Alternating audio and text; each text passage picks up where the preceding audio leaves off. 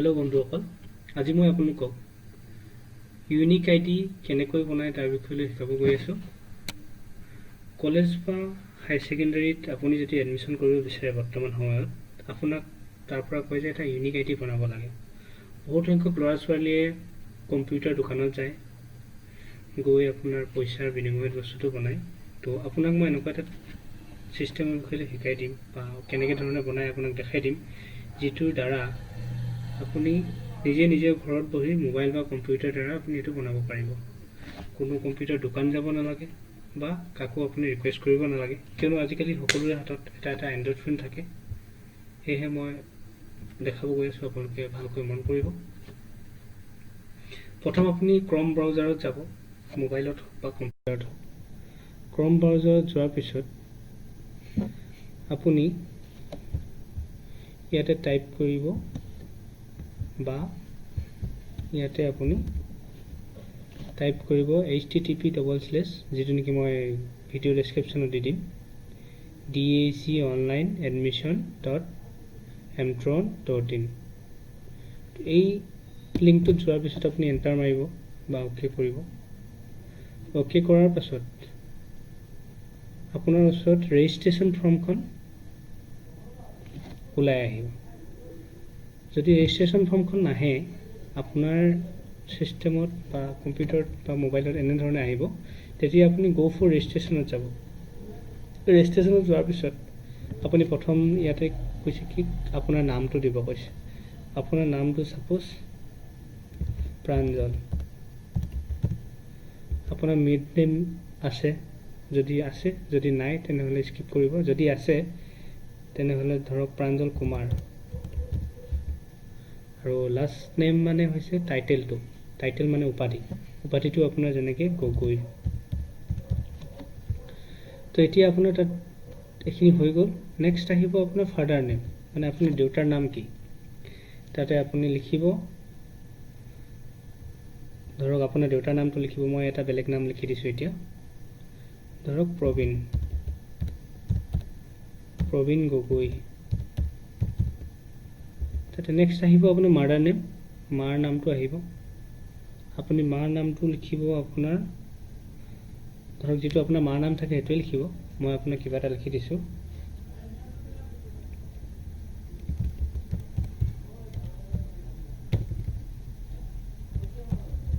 লক্ষীমাই গগৈ। তো ইয়াতে আপোনাৰ মোবাইল নাম্বাৰটো দিব দিলে আপুনি মোবাইল নাম্বাৰটো লিখিব। ধৰক ছাপ'জ মোবাইল নাম্বাৰটো আপোনাৰ আছে 9435035350 সৰি 012345। আপোনাৰ ছাপ'জ এইটো ফোন নম্বৰ হ'ল।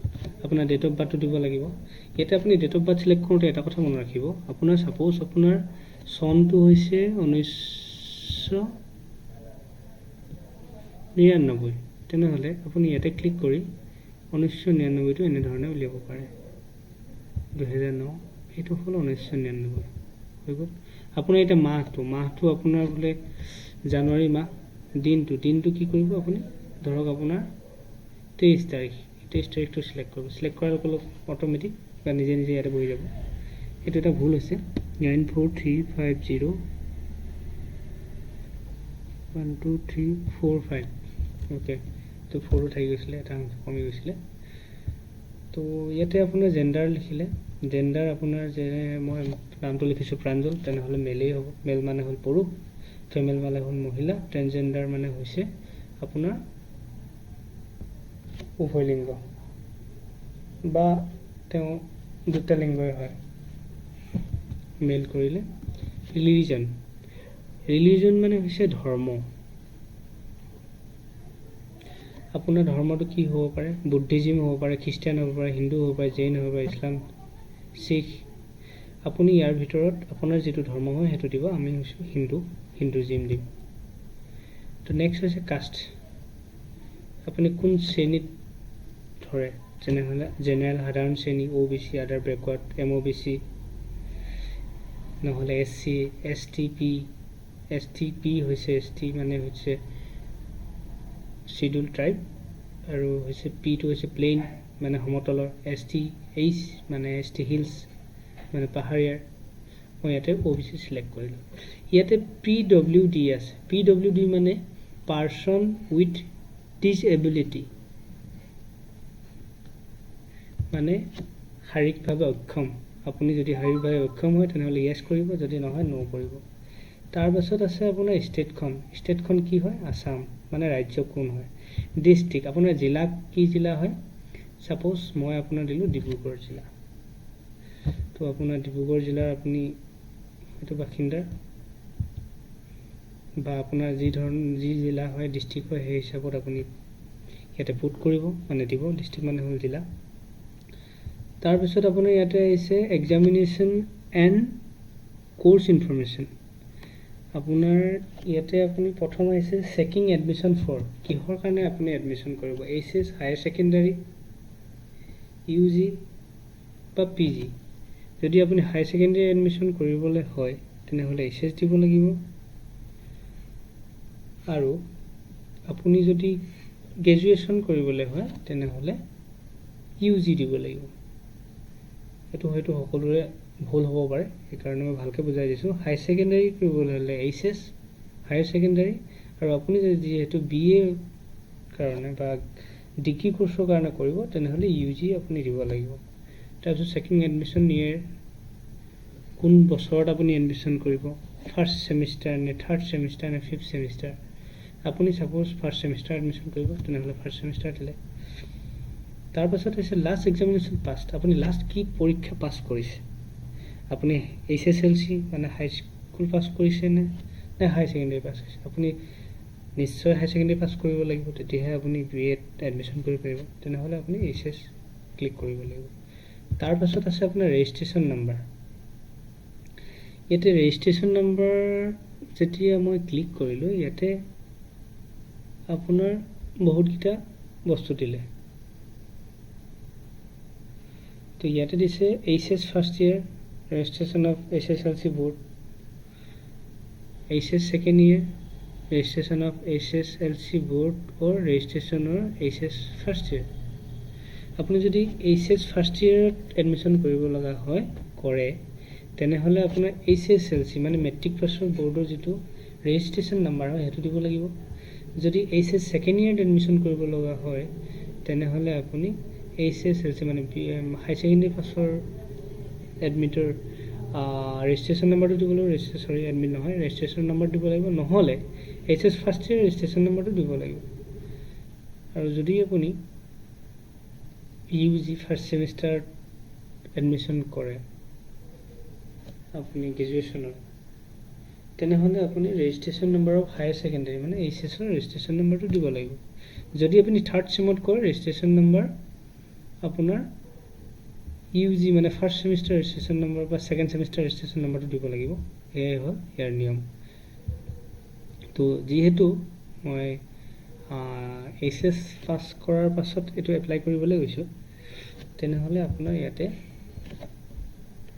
আপোনাৰ ৰেজিষ্ট্ৰেচন নাম্বাৰটো দিব লাগিব কিহৰ হায়াৰ সেকেন্ডাৰী ইয়াতে মই দিলোঁ 1 2 3 সাপোজ মই এটা লামচাম ইয়াতে লিখি দিলোঁ লিখি দিয়াৰ পাছত আপোনাৰ ইয়াতে বেংক একাউণ্ট হোল্ডাৰ নাম লাগিব যিহেতু ইয়াতে প্ৰাঞ্জল কুমাৰ গগৈ লিখিছোঁ হয় PRANJLKUMAR গগৈ GOGY গগৈ তো এতিয়া বেংক একাউণ্ট নম্বৰটো লাগিব ইয়াতে বেংক একাউণ্ট নম্বৰ দিলোঁ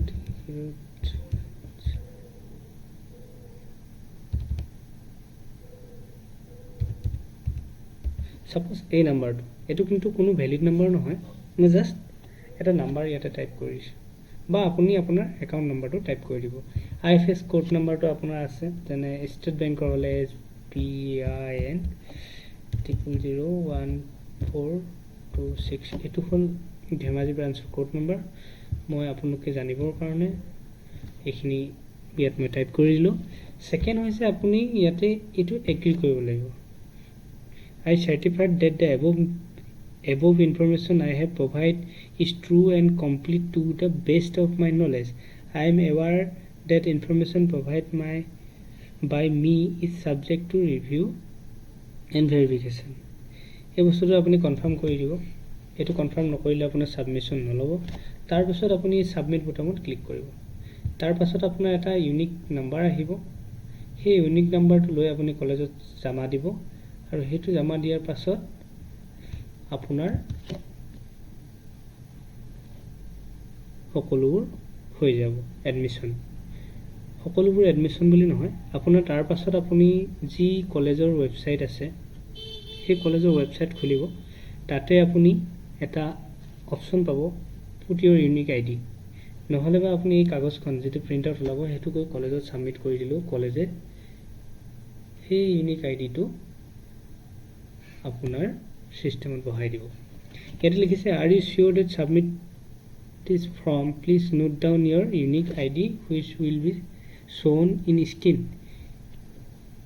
আপুনি মানে সন্মতনে এইটো মানে কমপ্লিট কৰিবলৈ বা সম্পূৰ্ণ কৰিবলৈ অনুগ্ৰহ কৰি আপোনাৰ এই স্ক্ৰীনখনত দিয়া ইউনিক আইডিটো আপুনি নোট কৰি ল'ব বুলি কৈছে। আপুনি এইটো কৰাৰ পিছত ক্লিক কৰাৰ পিছত এনেধৰণে আহিব। হয়তো মই ভুল তথ্য দি কৰিছোঁ, সেইকাৰণে বেলেগো আহিব পাৰে।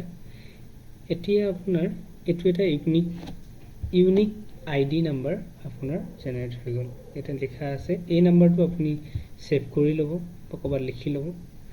তাৰ পাছত আপুনি ইয়াতে ক্লিক কৰিব ডাউনলোড একনলেজমেণ্ট। ডাউনলোড একনলেজমেণ্ট কৰাৰ পাছত আপোনাৰ সেই একনলেজমেণ্টখন ডাউনলোড হৈ যাব। এনেধৰণে আহিলে ছাপ'জ মই মোৰ ডেস্কটপত ডাউনলোড কৰিলোঁ ডিএইচ একনলেজমেণ্ট। ডাউনলোড হৈ গ'ল। ইয়াতে মই ডাবল ক্লিক কৰিব, এখন অ'পেন কৰি চালোঁ।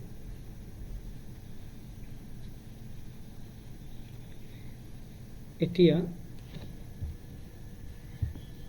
আপুনি দেখিবলৈ পাব ইয়াতে এখন একনলেজমেণ্ট ডাউনলোড হৈ আহি গৈছে। অকণমান সময় টাইম লৈছে এখন ওলাওঁতে। এখন চাওক, ইয়াতে কি লিখা আছে, ইয়াতে ইউনিক আইডি লিখা আছে। ফাৰ্ষ্ট ছেমিষ্টাৰ ইউ জিৰ কাৰণে qualifying examination and registration number হৈছে ইমান।